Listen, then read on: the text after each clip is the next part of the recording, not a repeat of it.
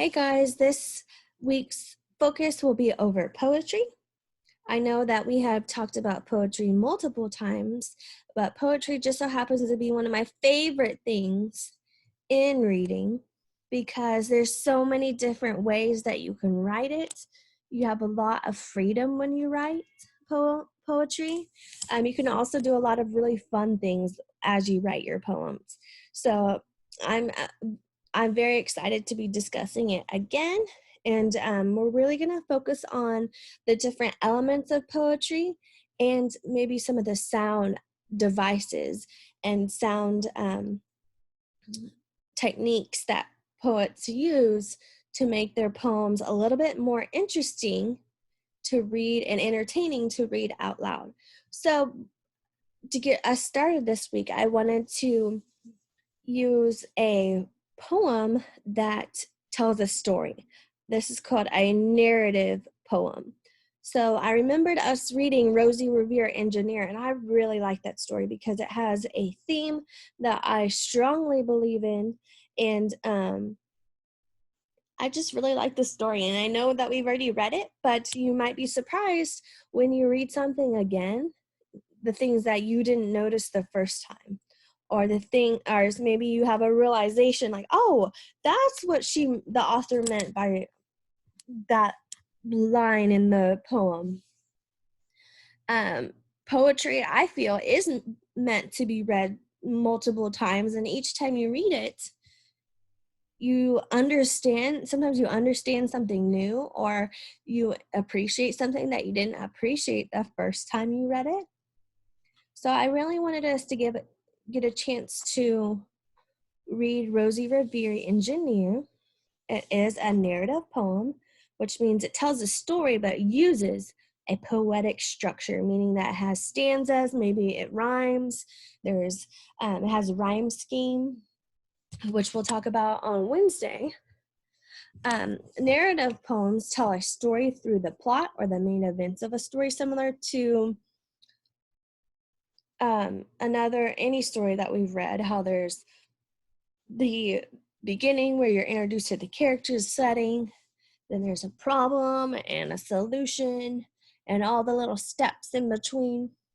So this poem will have all of those things that a story has, but it'll also have sound effects or sound devices to reinforce the meaning of the poem.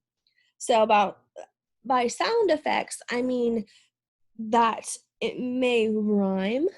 Sound effects in poems won't necessarily be like, oh, banging and clapping like we might think of a sound effect in a movie, but poems are usually meant to be read when you read them out loud. If they have sound effects in them, you will notice these when you read them out loud. Narrative poems also often include word sound, such as alliteration. Remember, alliteration, the best example of alliteration would be like a tongue twister. Alliteration is when multiple words in a row have the same consonant sound at the beginning. So like over here where it says Rosie Revere, this isn't necessarily the best example of alliteration because usually it's more than two words in a row. But both of her first name and her last name start with the letter R. So if you think about a tongue twister, like Sally sells seashells by the seashore, almost every word in that sentence starts with the same sound. So that's alliteration. Onomatopoeia is words like bang or slap, that when you say them, it imitates the action that's happening to make that sound. Okay, so we are going to walk through this narrative poem. Then we are going to walk through the questions. I'm not going to read it to you, mainly because you have this play audio button if you would like someone else to read it to you. And also, even though we're at home and we're not necessarily in the classroom, we still need to make sure that we are challenging ourselves, because that is the best way to learn, is to challenge and solve problems, okay? But if you'd like to have it read to you, you can press this play audio button If you do not have access to HMH Ed for whatever reason, I'm not really sure what's going on there or why some of y'all aren't able to access it, then please let me know and I can send you a recording of the story being read to you. And so let's get started. During our book walk today, I'm going to focus on things that maybe we didn't quite catch the first time we read. So if you see me looking at like things that may not seem important or referencing the story because we already read it, that is why, because I want to focus on things that maybe we didn't catch the first time around since this is our second time reading it.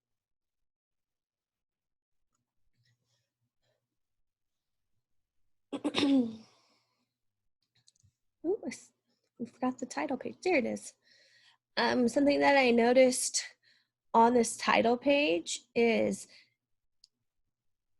because I've read the story before, I know that Rosie wants to create something that flies. And if I look here, there's a lot of different things on this page that have to do with flying or going in the air. So this little guy right here, there's the airplane. Here's another airplane. There's a rocket. This little doll head over here reminds me of Toy Story, where the character Sid has like a doll head with no hair and it has like spider legs. So when I saw that, I was like, oh, that I have a text connection between this doll head and Sid from Toy Story. And then I think this was her dad that she has flying in the air. Something that I did not notice the first time we read this is this little doll down here.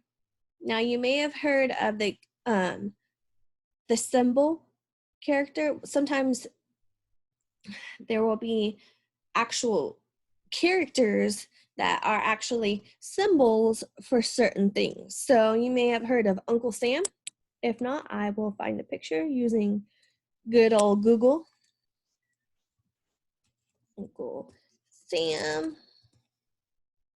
Oh my gosh, I typed in Uncle Sam. This guy right here. I want you for U.S. Army. So Uncle Sam is kind of a symbol. This is not, I don't believe he's an actual person. He may be based on a real person. But he's like a symbol for the American government and the American Army. So if you look down here, this little girl down here, it's kind of hard to see. Let me see if I can zoom in. There we go. Oh, it won't let me. Is actually Rosie the Riveter. And she is a symbol for, basically, you would probably know it as girl power, meaning that girls can do a lot of the things that boys can do. And that just because someone is a girl doesn't mean that they can't be an engineer, which might be known more as a career for men. The reason I really like this story is because even though she's a little girl, and when most little girls are like, oh, I want to be a nurse, or I want to be a mommy, or I want to be a teacher, she wants to be an engineer, which is something that you don't really hear often, a girl wanting to be. So that's why I really like this story. And that's the theme or the lesson that I learned, is to not give up. And even though I'm a girl, I can still be an engineer or something that maybe might be considered more a boy career field. But anyway, back to this little doll right here. This is Rosie the Riveter, and I think that's where they kind of get her name based off of. So let's Google Rosie the Riveter. You might be familiar with this. You might be familiar with I Want You for the U.S. Army and Uncle Sam. Rosie the Riveter right there. Okay. I'm not sure if you've maybe seen this picture before, but it's a female and she has a red bandana on and she's kind of like showing her muscles to us, meaning that girls can do things that maybe you wouldn't think they can do. like girls are strong too, girl power. So I think this little doll, you see how the little doll is showing her muscles too? I think it's kind of a nod or a mention of Rosie the Riveter, and then the character's name is Rosie Revere Engineer. So that's maybe something that you didn't notice before. And Rosie has a little bandana similar to Rosie the Riveter. Well, not similar, it's exactly the same. So this story has a lot to do with girl power, and even though some of you are boys and maybe you don't necessarily believe or strongly have strong feelings about girl power, we can still appreciate and enjoy a story with a theme that some of our maybe mothers and sisters would appreciate. Okay. Sorry, I felt like I talked a long time about that page, but that's just something I didn't notice before, and I thought that was really neat.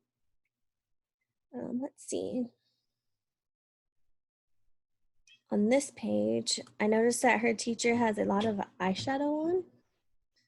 It's something I know that's not really important, but that's something that I noticed. I also noticed, and I think we talked about that the last time we read, in that Rosie's feet are far away from the ground, more so than her classmates. I have a text to self connection because I was always the shortest, if not at least one of the shortest, if not the shortest person in my class. So sometimes even now as an adult, I'll sit on a bench like this and my feet don't even touch. And I'm like, wow, really? So I have a text to self connection with Rosie, and that she's like the smallest one in her class. And I think maybe the author made her small because one of the themes of the story is kind of a girl power. And even though she's small and tiny, she can still be this awesome engineer. So let's look in this picture. I see a book that says engineering, and the story is called Rosie Revere Engineer. So maybe that's definitely something that she's really working towards being, which I think is awesome because she is so young. There's some more airplanes and flying objects. You can really tell that she probably wants to create something that flies, which is very difficult to do.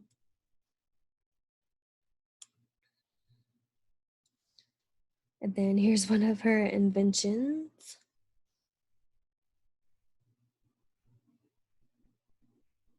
And I think this was a hat to keep snakes off his head, it says. And then over here is kind of her plans. Usually when you're an engineer and you're making or inventing something, you'll have a plan first before you get started. So this is kind of Uncle Fred, a picture of Uncle Fred and the snake on his head. And then she is creating something that will keep snakes off his head. Oh no. Uncle Fred, who's kind of a jerk, I guess, is pointing and laughing at her, even though she works so hard to create this thing to help him. That's not very nice. And even the snakes are it looks like the snakes are laughing at her too.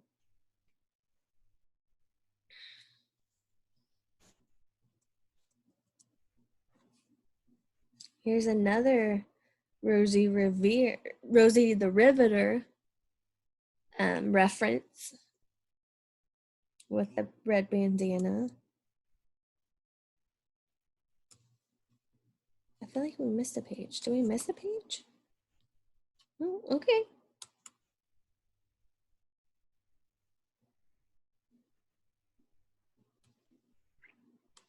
Oh, this is her aunt, or was it great aunt? Yeah, great aunt Rose, who helped build airplanes, or built airplanes. I wonder if this is maybe the actual person, Rosie the Riveter.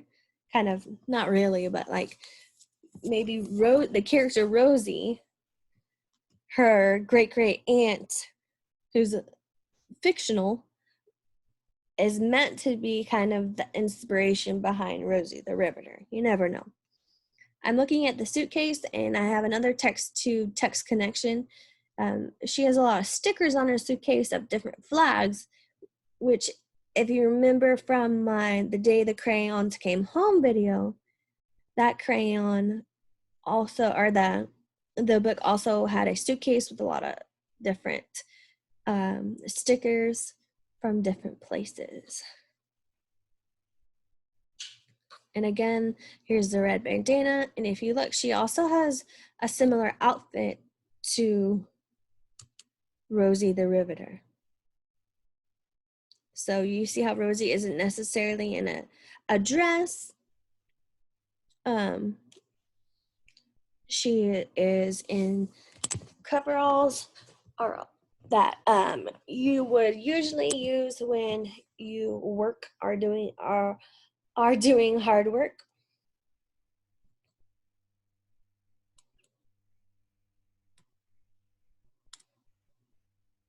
Ooh. Here's her making it looks like a helicopter. And there's the doll head again. The one I mentioned before that looked like the one from Toy Story.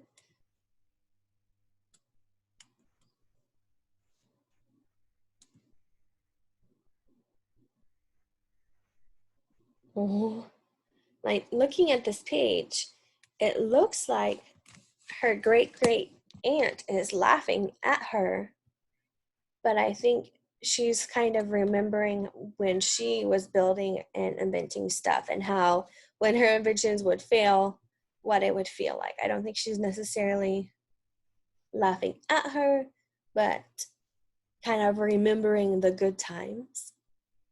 Let's look at her. I really like how she used various things in her home to make her inventions. There's a belt. And the longer I look, the more things that I notice. This looks like a sanding tool that maybe my dad would have. This is a ceiling fan. I wonder how her family feels about her taking their stuff. I see a hula hoop. Step 2 hula hoops. 3 hula hoops. And then it's like another one that she broke or took apart to make this part, the green one.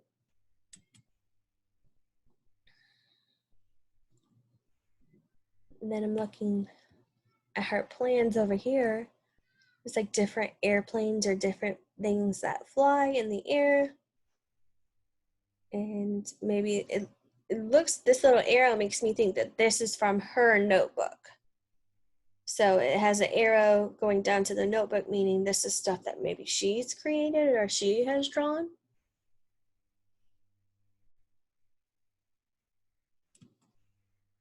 Okay. Now I want to go back really quickly. And since this is a poem, we really didn't focus on the words. I'm not going to go through the whole thing again, but let's see if it rhymes. I see different stanzas, like this is stanza 1. Remember, a stanza is like a paragraph in a poem. Here's 1, 2, 3, 4. So there's 4 stanzas on this page, and it looks as though each stanza is 4 lines. Minus this one. This one's a little bit longer. I wonder why that one is longer than the other one so far. Here's another one that's kind of long. But most of the stanzas are 4 lines, with the exception of these. That's when they get longer. Interesting. Now let's go see if they rhyme. This is the story of Rosie Revere, who dreamed of becoming a great engineer. Those 2 rhyme. In Lila Greer's classroom at Blue River Creek, young Rosie sat shyly, not daring to speak. So those rhyme too. And then I see trash, stash, sleeves, eaves. So this would have a A, B, B, no, I'm sorry, ABAB rhyme scheme.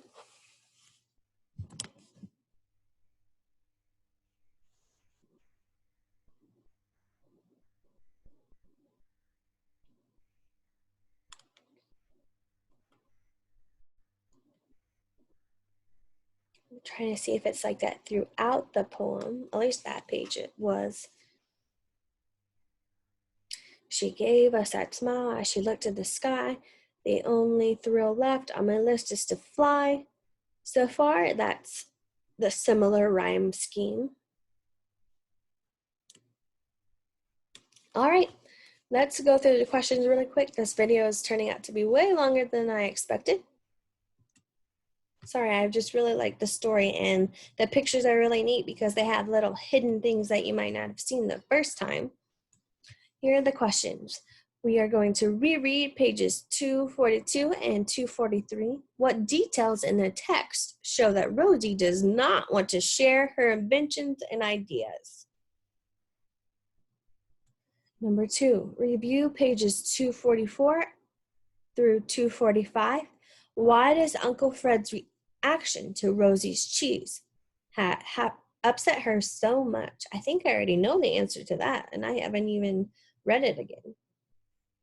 And 3, how was Aunt Rosie's reaction to Rosie's invention the same as Uncle Fred's? How is it different? Ooh, I kind of touched on that. I hope you were listening. All right, so your first step will be to do your book walk through the pictures. Your second step will be to read the questions, walk through the questions, underline and highlight keywords, similar to how we would in class. And then your third step will be to read Rosie, Revere, Engineer again. And then fourth step, answer the questions. Alrighty, please email me if you have any questions. Sometimes if you add a private comment, I won't see it until it's maybe too late or not until later on that day. But if you email me, my email has been working relatively smoothly lately. So if you email me, I will be able to respond to you there. I'm sorry this video was so long. I just really liked the story, and I noticed a lot of things that I didn't notice the first time that I read. So I hope you all have a good day, and hopefully I will see you soon. Bye-bye.